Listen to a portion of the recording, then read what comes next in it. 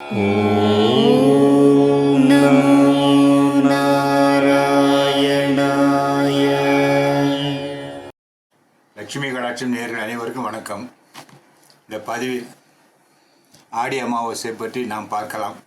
ஆடி அமாவாசை வியாழக்கிழமை 24 ஜூலை என்று ஆடி அமாவாசை.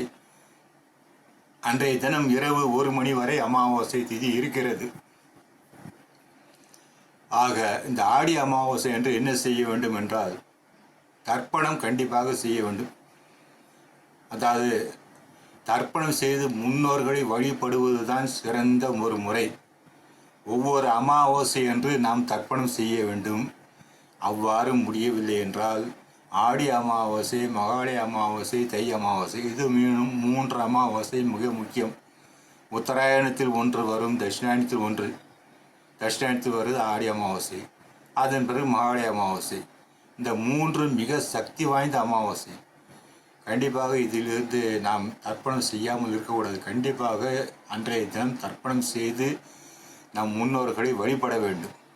ஒரு சில பேர் இந்த அமாவாசை தர்ப்பணம் செய்கிற செலவு ஏழை எளியவர்கள் தான தர்மம் செய்துவிட்டால் நம்முடைய கடன் தீருமே, நமக்கு ஒரு நல்ல புண்ணியம் சேருமே என்று நினைப்பார்கள். அதில் அப்படி கிடையாது.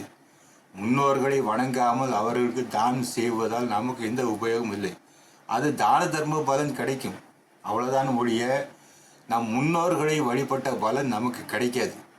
அது வேறு, இது வேறு. முன்னோர்களை அந்த அமாவாசை தினத்தன்று முன்னோர்களுக்கு என்ன செய்ய வேண்டுமோ, என்ன வழிபாடு செய்ய வேண்டுமோ அதை நாம் செய்துவிட்டு அதன் பிறகு தான தர்மம் செய்யலாம். முன்னோர்களை வழிபடாமல் நாம் செய்வதால் ஒரு பிரயோஜனம் இல்லை. ஆக அன்றைய தினம் தர்ப்பணம் செய்து நம் முன்னோர்களை வணங்க வேண்டும். அது 1. 2, இந்த தர்ப்பணம் எப்போது செய்யலாம், எங்கு செய்யலாம்?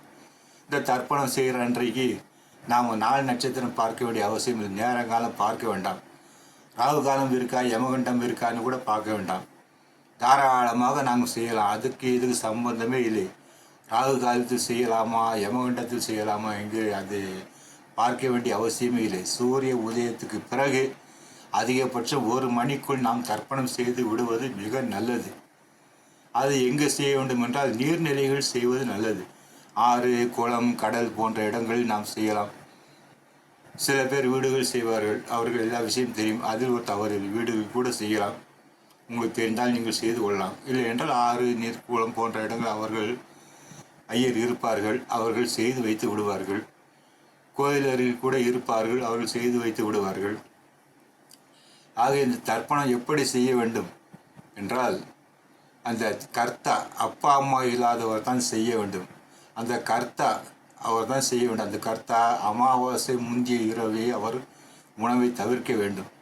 நிறைய பேர் செய்வதில்லை. சரி, அமாவாசை அன்று அதிகாலையில் சீக்கிரமாக குளித்துவிட்டு நீர்நிலையில் குளித்துவிட்டு தர்ப்பணம் செய்யலாம். தர்ப்பணம் செய்யும்போது வேஷ்டியின் துண்டு அணிந்து கொள்வது மிக சிறந்த முறை. அவ்வாறு அணிந்து கொண்டு தான் தர்ப்பணம் செய்ய வேண்டும். நிறைய பேர் பேண்ட் போட்டு செய்கிறார்கள், அதை பற்றி நாம் ஒன்றும் சொல்லவில்லை. அது முறை. துண்டு வேஷ்டி தான் மிக சிறந்த ஒரு முறை. அணிந்து கொண்டு நாம் தர்ப்பணம் கொடுக்க வேண்டும். அதன் பிறகு தர்ப்பணம் கொடுத்து விட்ட பிறகு இவர் காக்காய்க்கு உணவு அளித்து விட்டு சாப்பிடலாம். அதை பற்றி ஒன்றுமில்லை. காக்காய் கண்டிப்பாக உணவு வைக்க வேண்டும். அதன் பிறகு பசுமாட்டுக்கு கீரை கொடுப்பது கூட செய்யலாம், எப்படியும் செய்யலாம். தர்ப்பணம் முதலில் செய்து விட்டுத்தான் சாப்பிட வேண்டும். தர்ப்பணம் செய்யாமல் சாப்பிடக்கூடாது, அதுதான் மிக முக்கியம்.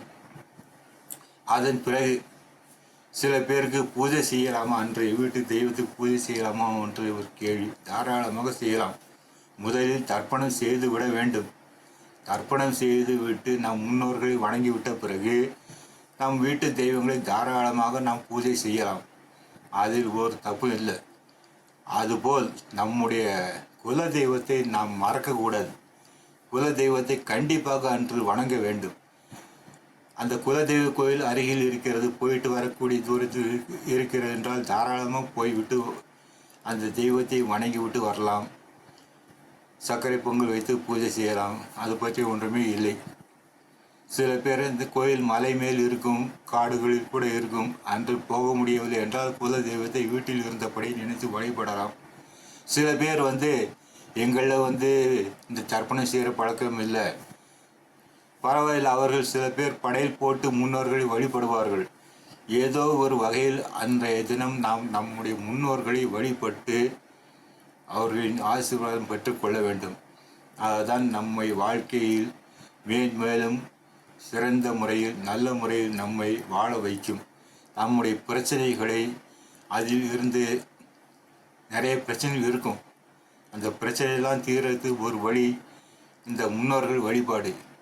முன்னோர்கள் வழிபாடு தான் மிக மிக முக்கியம். அதை தவறாமல் நாம் செய்ய வேண்டும். இந்த ஆடி அமாவாசை 24 ஜூலை அன்று